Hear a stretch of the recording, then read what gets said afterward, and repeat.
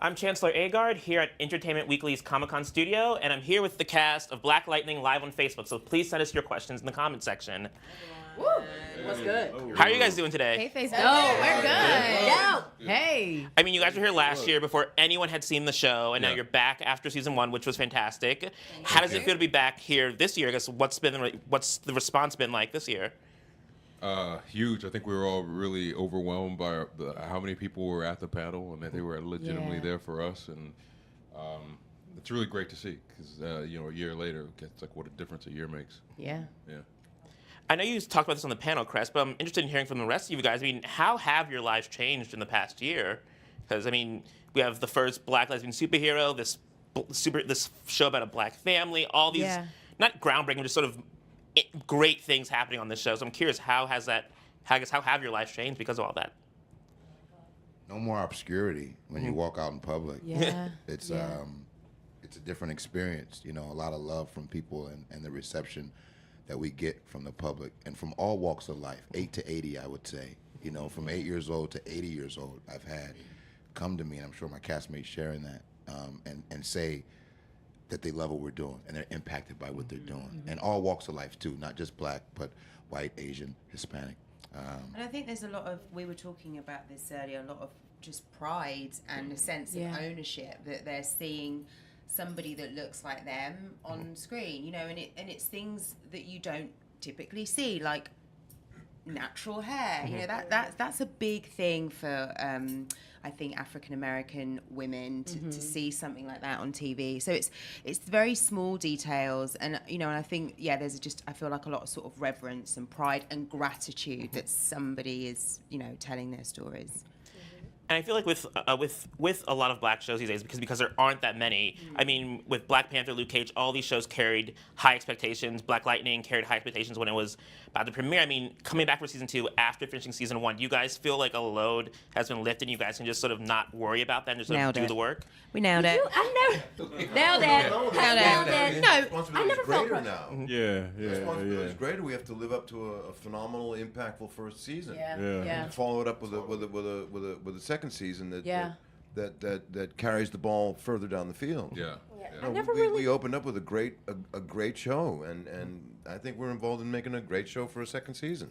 Yeah, I mean, the show is so beautiful. I never really felt much pressure. Like, as soon as we were all cast and we got together and we were on set and we read the scripts and everything, it didn't feel like a lot of pressure. It just felt so normal and felt so natural, even though the things that we were dealing with in the show on the superhero side were so unnatural, Yeah. But the show's very relatable, so it just felt right.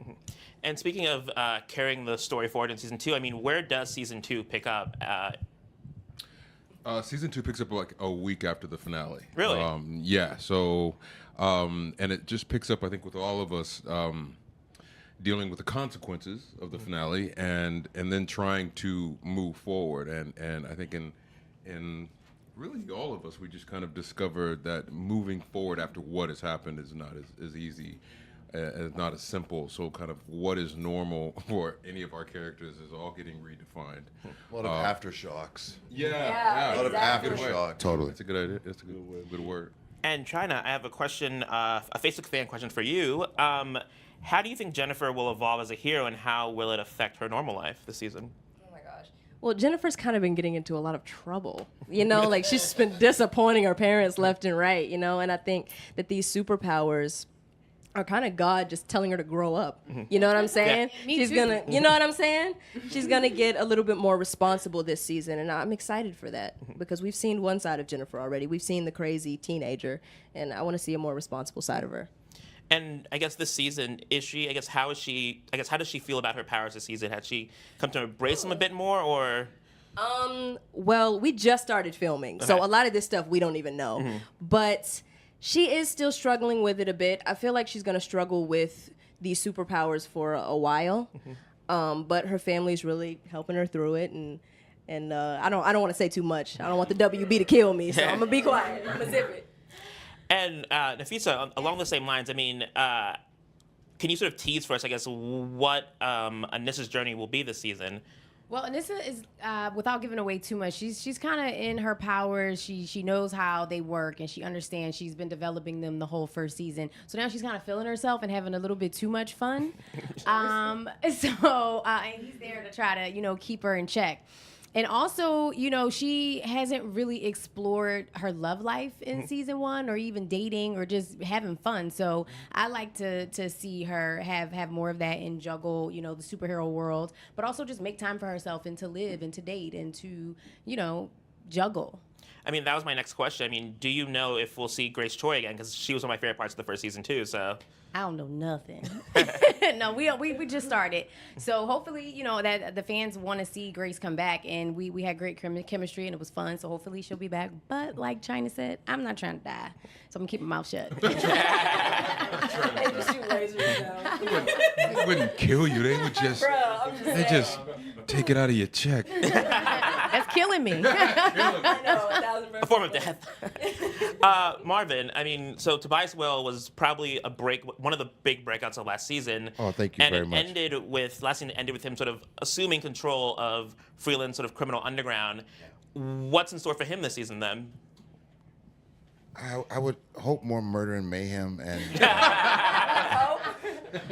and I was yeah and I would like to see the I don't know really what's in store for him other than he has the case, but I can tell you what I would like to see. I would like to see that case, take him even to more levels of power, and I don't know if that will happen just yet. We're just getting started, but we're definitely going to level up. For sure. So that briefcase definitely doesn't mean good things for Freeland then. Well, it remains to be seen. It remains to be seen. I mean, I think that one thing that we learned in season 1 is that the briefcase has a lot of significance for already what's happening in Freeland. Mm-hmm. So let's see, where it goes. Let's see what happens with it. I think it depends on who has the briefcase, if it's good or bad. And you have it. And you have it right now. So that means trouble if it's in your hands. I'm just saying. And Damon, I mean, at this point we have not just one superhero running around town, but 2 superheroes. I mean, how does the inspector feel about this sudden increase in sort of vigilantism in the city? This madness has to stop.